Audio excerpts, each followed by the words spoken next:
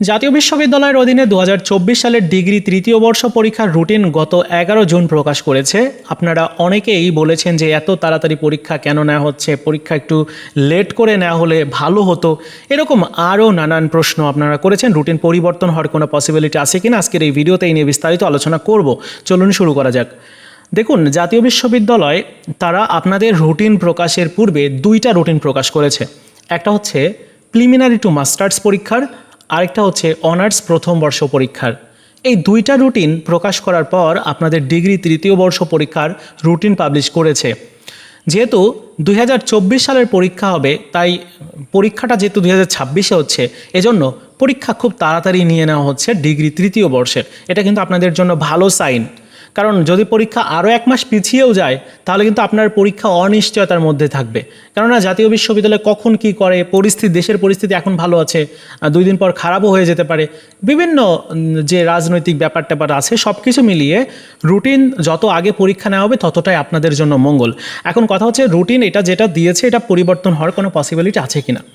অনেক সময় রুটিন বিভিন্ন কারণে পরিবর্তন হয়, তার মধ্যে অন্যতম হচ্ছে জাতীয় বিশ্ববিদ্যালয়ের যে পরিস্থিতি রয়েছে, ভাবমূর্তি বা অন্যান্য পরীক্ষার সাথে সমন্বয় করে অনেক সময় বিভিন্ন পরীক্ষা নিতে গেলে শিক্ষকদের চাপ পড়ে, শিক্ষকদের জন্য অনেক সময় রুটিন চেঞ্জ করে দেওয়া হয়, কিছুদিন পরে তখন পরীক্ষা আবার নেওয়া হয়।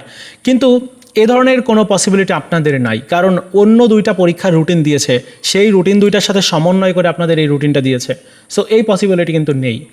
অনেক সময় রাজনৈতিক কারণে বা দেশের পরিস্থিতির উপর ডিপেন্ড করে রুটিন পরিবর্তন হয়। গত বছর, বিগত বছর এরকম দেখা গেছে রুটিন পরিবর্তন হয়েছে। সো আপনাদের পরীক্ষার রুটিন ওই ধরনের যদি পরিস্থিতি আসে তাহলে পরিবর্তন হতে পারে। তো আপাতত দেশের পরিস্থিতি তো একদম স্বাভাবিক, সবাই আমরা ঠিকঠাক আছি, সো রুটিন পরিবর্তন হওয়ার কোনো সম্ভাবনা নেই। সর্বশেষ হচ্ছে প্রাকৃতিক দুর্যোগ।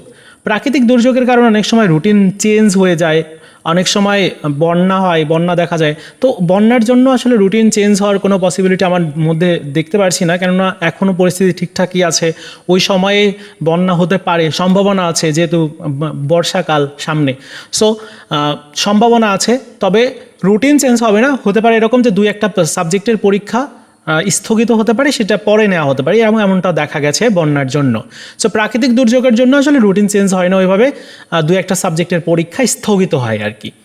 তো এই হচ্ছে মেইন কারণ, মূলত শিক্ষকদের কারণে আর অনেক সময় রাজনৈতিক ইস্যু, এই দুইটা মানে দেশের পরিস্থিতির উপর ডিপেন্ড করে রুটিন চেঞ্জ হয়।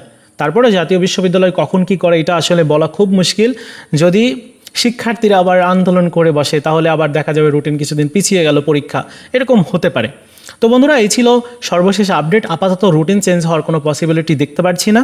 যদি এরকম হয় বা রুটিন চেঞ্জ হয়ে যায় তাহলে অবশ্যই আমি আপনাদেরকে ইনফর্ম করে দেবো। ভিডিওটি ভালো লাগে থাকলে লাইকস, কমেন্টস এবং শেয়ার করবেন।